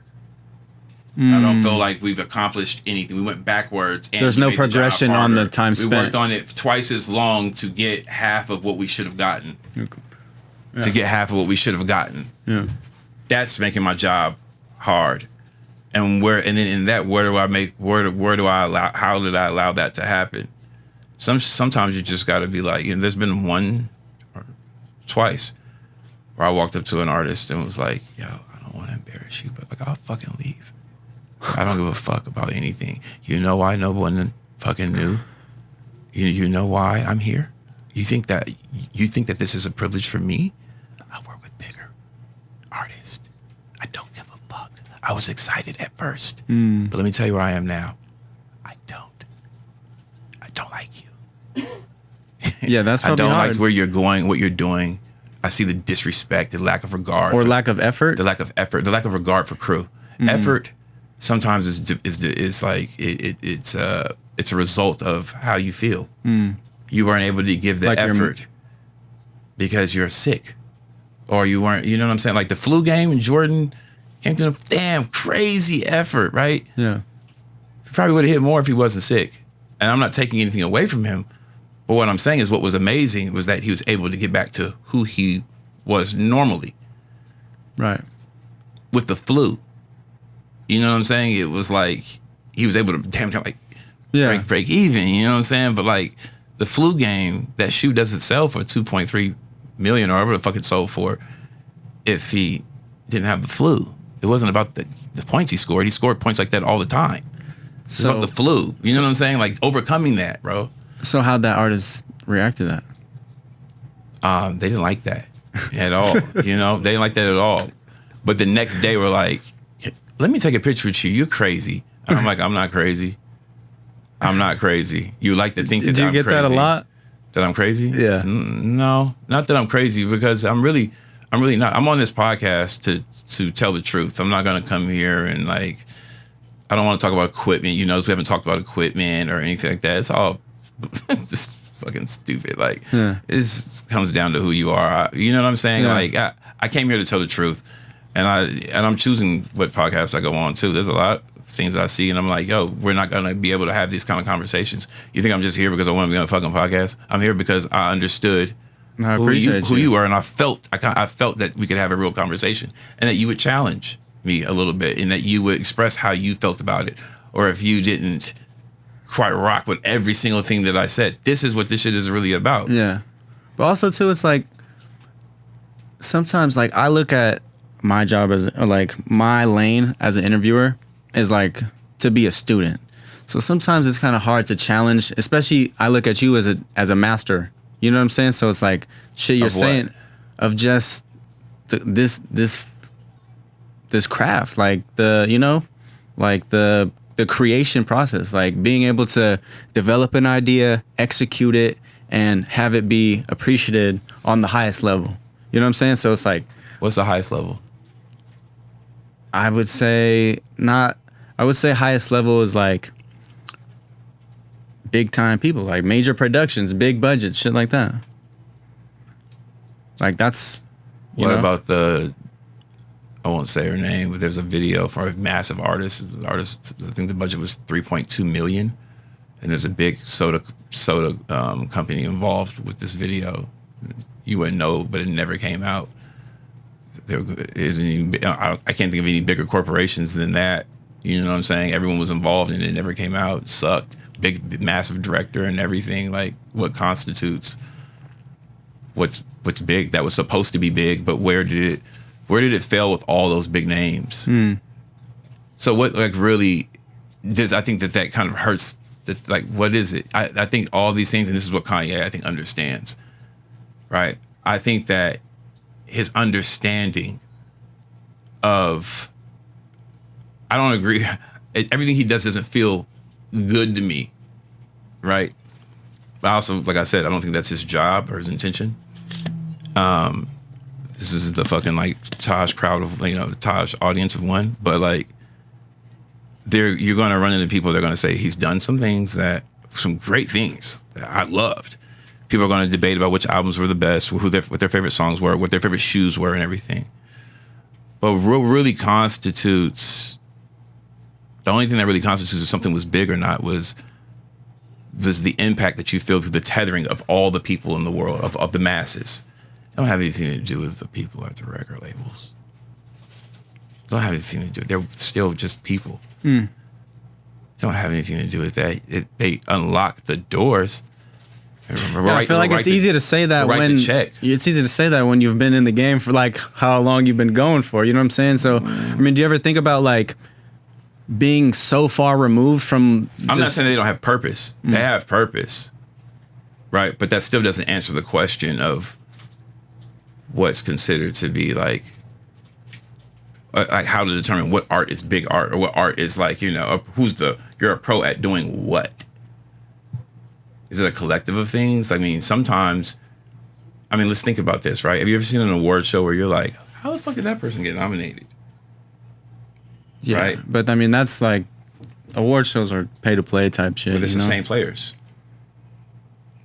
It's like the same players. My thing is this, don't even get confused. All these things that we're talking about, it's going to go on and on and on. And the things these kind of things, they literally don't mean anything. Right? Just let's just bring it back now. Just focus as a creative, focus on telling the truth and having some kind of intention. What's the theory? What do you want to accomplish? And how purpose, do you feel? Right? Purpose. Yeah. It's not that we get all these things, the players and who does this and you want to do this. Like I would have been stopped doing videos if I was just doing them for a huge name, or like, I know this person likes these kind of videos and this person really likes these kind of videos. Bro, I'm not here for that, bro. Yeah. Maybe I don't care enough about career as much as I care about what my purpose is. Your career is a part of your life. Your life's not a part of your career. I'm doing this for a life thing. And had I been doing this for a career thing? I feel like you've made your life your career. Like being a creative, that's the whole thing about sitting down with you or just these conversations is just like balancing, like being an artist to the fullest and also making money and paying the fucking bills and surviving on my craft. Like you could believe in all your shit, but you need people to fucking hire you. You need people to pay you. You need to survive. Like all that plays effect on, young filmmakers and creatives and just. No, it does. It does. And this is what I would say. I'm not dissing like the industry or dissing like, the shot callers or the people that hold the keys to say it is important for someone to say, I sign off on this, right? And they do have an understanding of something. There is a reason why they are there. But that's not what we were originally talking about. We were talking about what I'm a professional at. What makes I'm good. I'm a master at what? That was the original question. I never forget the original question. What am I a master at and what constitutes me being a master? And what am I a master at? What do you think you are? Just so you don't think you're a master? Or not? I think that I am really good and have gotten good over time, and I'm still developing it at being able to initially in the beginning, so I don't get confused in the beginning, understand what you're afraid of, how you take the criticism, what it is that you need, why you need that. And it doesn't necessarily mean what you need for your career. Sometimes I just care about you, bro. And my favorite videos are the videos where I was able to get some things off my chest and they were congruent to what someone else needed to get off their chest. Those are the best videos. Yeah, that's true expression. That's, And that's paying attention to people. They don't teach classes for paying attention to people. So I think that it's really up to you. And are you being honest with yourself? Do you care about the artists that you're working with more than you care about the check? Don't lie to yourself. Yeah, I've been there where it's like, damn, I don't really want to work on this project, but I need to. You know what I'm saying? But I need to because I got to pay the bills. Yeah, motherfucker, yeah. Now, I'm here to tell you that, hey, guess what? On the other side of that, you're not wrong either. Yeah. But you're wrong when you lie to yourself. Because that will lead to you not doing the best work that you could have done because you understand the truth about yourself more than you understand any kind of lie, anything you making up in your head. That shit is like, is the kryptonite to any artist, is the artist that lies to themselves. Like, I have friends that, they're friends and I just love them for who they are, but I don't respect them as artists. And I don't need to be I don't need to respect you as an artist to be your friend. That's not why I love you, bro. You know what I'm saying? Yeah. I love you because you're fucking hilarious, bro. I love you because your snore is hella funny. Yeah. I love you because, nigga, like, I still don't know a person that ties their kicks like that. Yeah. It gets them fresh every single time. Yeah. You know what I'm saying? Like, there's different things that I love about people. I love about people that are unique. It doesn't need to be that I respect you as an artist. That's the other side of this, not to dull what it means to be an artist. That's my path. And I'm not going to make everyone happy. So I'm throwing that out the window. Why would that be the goal? That's impossible, bro. I literally think that's impossible. They say, I think it's impossible. No, that's impossible. But the truth is good in any conversation, whether it's an ugly truth, whether it's a beautiful truth, or it's a warm truth, or very cold and frigid. The truth is positive. It's positive in any conversation because it can get you to the next destination without you having to look back and backtrack. Yeah. This is about progression and evolution, bro. Yeah. We're going to die one day and we're going to leave something here for people to continue. Right? Yeah. And even in saying that, what's the ultimate goal? Don't worry about that. You're not God. Just do your part. And I think that doing our part as artists is just doing things with intention, being honest about how we feel, and understanding that, and embracing this. If you do, I embrace this theory. Yeah. That God's not looking at me like, oh, you did this right or wrong. The only right and wrong is when you are lying about something, or let fear control you, is when you failed. Yeah. Not if you've had your video shelved. Yeah. Yeah, no, I feel that too, because also I've been having to deal with or just been trying to be aware of my attitude going into a shoot and a project. And that can play a big part on how this shit's going to be. You know what I'm saying? Like, I've had videos where I'm just like, man, I going in thinking, no, I don't want to shoot this, and like kind of hating the, making it feel like a job. Bro, and if you hate something, and this to be honest with you, people are like, man, repetition, man, repetition. You learn something all the time. Being an artist too is like, I really feel like caring about people. You know what I mean? Why the fuck would you do someone else's video if someone else could have done it that cared about it? If you don't like that music, you're just doing it so that you can. No, bro. Yeah. Stay away from it. You're not going to do it justice. You don't even like this artist. You don't even like this kind of music. Yeah. There's a reason why I haven't done a country video yet. It doesn't resonate. It doesn't resonate with me in some kind of way. I don't. There's no disrespect to it because I respect it because of what it's done for other people. There's a reason why Garth Brooks is massive, and it's not just because because everyone loves his music. It's because he affects people that music speaks to them. I don't need to know why. I contribute to that by staying away. Contribute to this shit sometimes by staying away from things that you're only going to affect in a negative way. Yeah. Stay out the way of that. Of that country music video. Yeah. If there's a music video director out there looking for a video, don't stand in their way, bro. Yeah. No, that's real.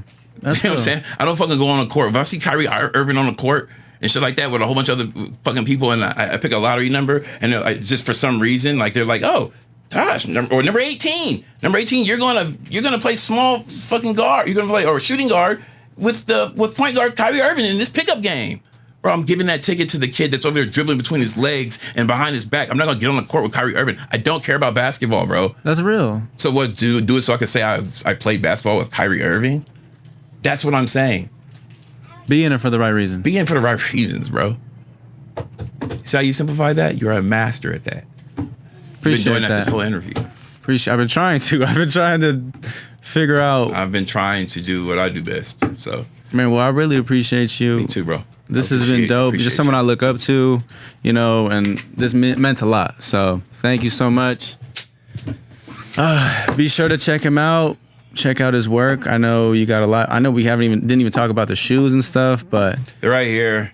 So I did some shoes called Dead Protocol. I did them through Nike ID because Nike ID is looked at as like, oh, you don't have an official deal.